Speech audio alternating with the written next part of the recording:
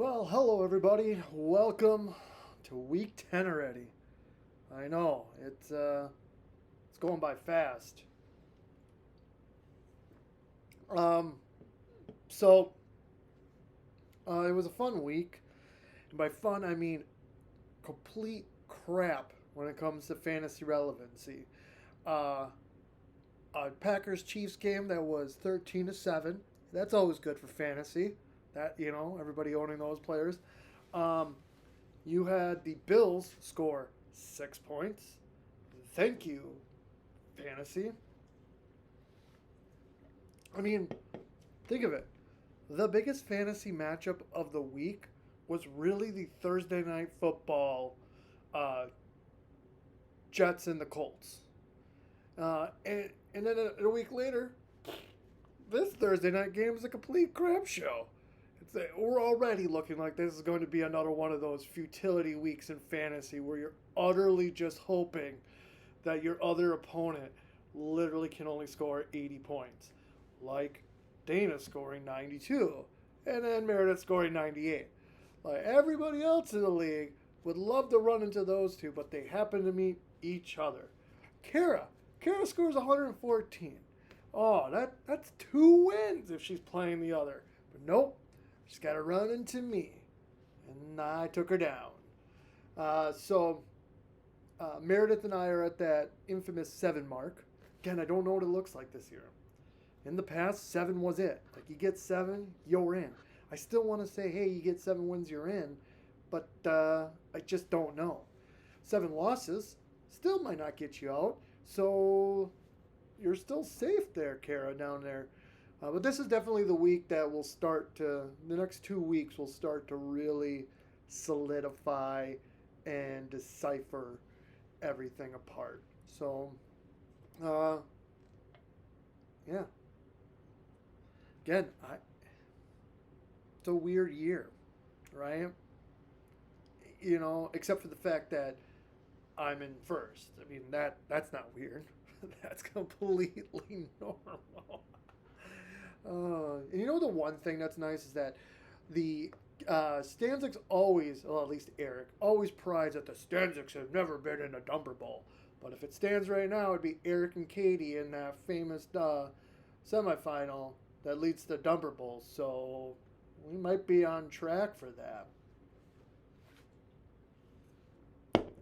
Also, I'm going to do something different in the videos.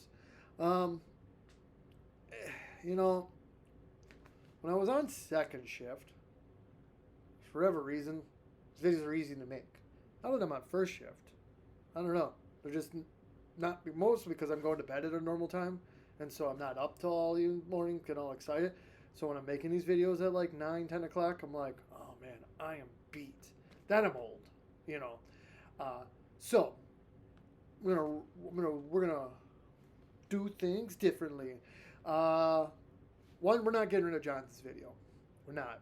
We're gonna absolutely keep that thing in here, especially since the fact that it sucks now because Chase Edmonds is out, so we can't really pick on Eric for Chase Edmonds anymore. But yeah, uh, we'll keep Jonathan's part because it's fun. We have someone new. We have a new one. But what I'm going to do is we're not going to necessarily do the points anymore. I think it's kind of redundant. You guys can see it on the apps. It's meh. What I still do is just do the matchups and just put in simply your records against each other. Because I think that's what's most important. That's really what we want to know. What is my record against so-and-so? Not necessarily the points or anything.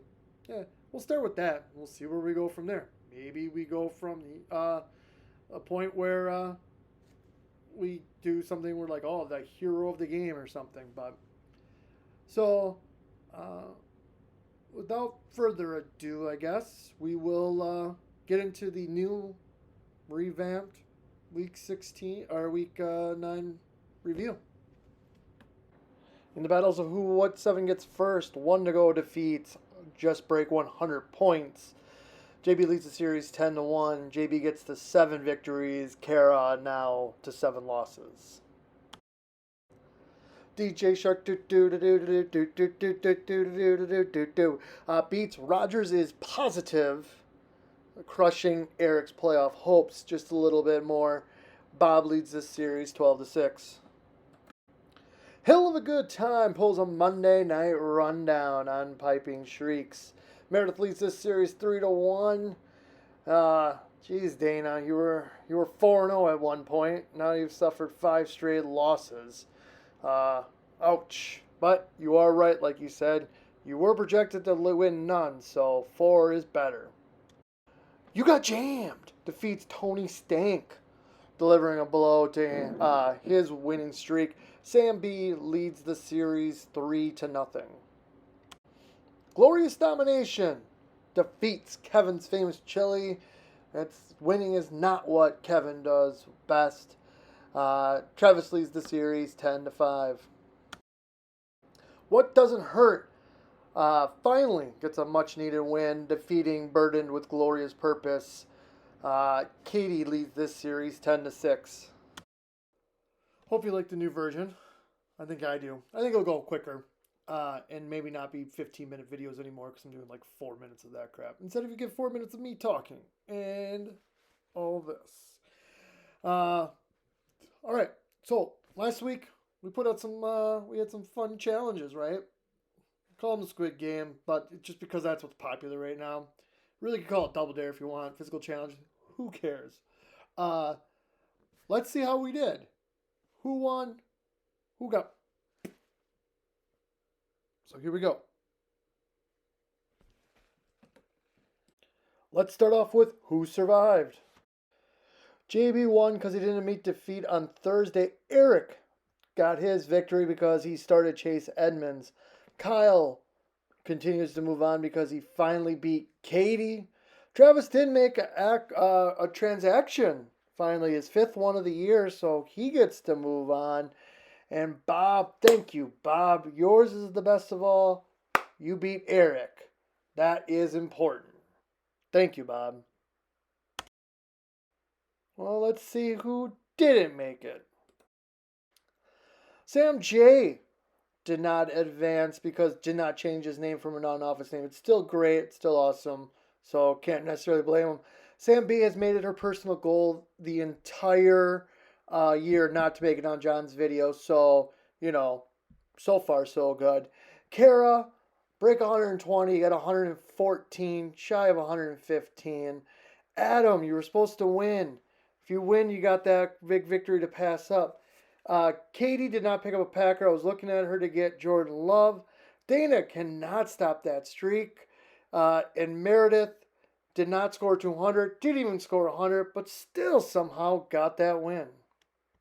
Congrats to the 5 of us who survived, including you, Eric, who played Chase Edmonds, which you really got to stop beating that dead horse. But you didn't end up on Jonathan's video this week because of Chase Edmonds being on your bench. So positivity. Okay, let's get into Jonathan's part because that's really what y'all came for. You all want to see who made it this time. It's a brand new one. So, Jonathan, on me, buddy. So week 1, we had Eric with Edmonds. In week 2, Sam J with Matt Ryan. Back to Eric again with Edmonds in week 3. Week 4, yours truly would have played Goddard. Could have been 8-1 right now. Oh, what could have been. Week 5, Sam J did not play Myles Gaskin. In week 6 and 7, congratulations, we were all perfect.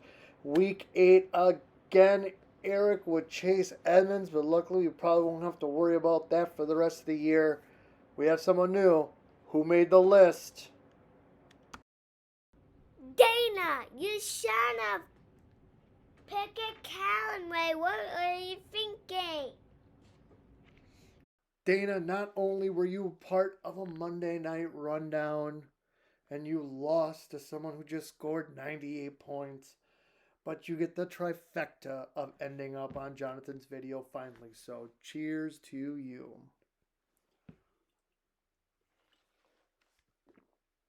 So now, again, kind of like I mentioned earlier, when we talk about not necessarily putting all the points on there, I'm gonna do that for the upcoming previews. I'm gonna match that. See how it goes. I think it's gonna go well. But so here, week 10 preview with literally just the versus records, because that's what's important. We gotta know what we're versus against, right? All right, take it away. The 1 seed, 1 to go, projected to win over 8 seed. Kevin's famous Chili. JB's looking to secure a playoff spot, while Sam J's looking to move into the playoffs. JB leads this series 11-3. The 7 seed, you got jammed. Projected over the 2 seed, Hill of a Good Time, looking to build. Sam's looking to build upon winning success here. Sam B leads this series 2-1. 6 seed, Tony Stank, looking to get back in the win column. Projected to win over 4 seed, Glorious Domination. Travis leads this series 1-0. The 5th seed, DJ Shark versus the 9 seed, Piping Shrieks. This is the Harvey Bowl. Dana needs a victory in the worst possible way to prevent a 6-game slide and to keep her hopes in the playoff hunt. She's got to beat her husband. Bob leads the series 4-2. The 11th seed, Rogers, is positive. Needs a huge win. And it's an uphill battle. Projected to win over the 38th seed, What Doesn't Hurt. Eric leads this series 9-8. This could be a possible Dumper Bowl matchup, and it's for seeding to avoid that. The 10 seed, Burdened with Glorious Purpose, is projected to win over the 12 seed, Just Break 100 points. Kara, though, does lead this series 8-3. She needs this because this would be her 8th loss, and this would pretty much guarantee a consolation bracket. I hope you like a little more revamped, redone video. Needed some changes. It's getting kind of stale. When I think it's getting stale, you probably thought it got stale about 6 years ago. So, good luck. This is the time. You got a couple weeks here to make some drastic moves to get into the playoffs. So it is crunch time. Except for Sam J. Sam J. Hope your team falters. And I improve to 8-2. Until then, I'll see you on the Fantasy Gridiron.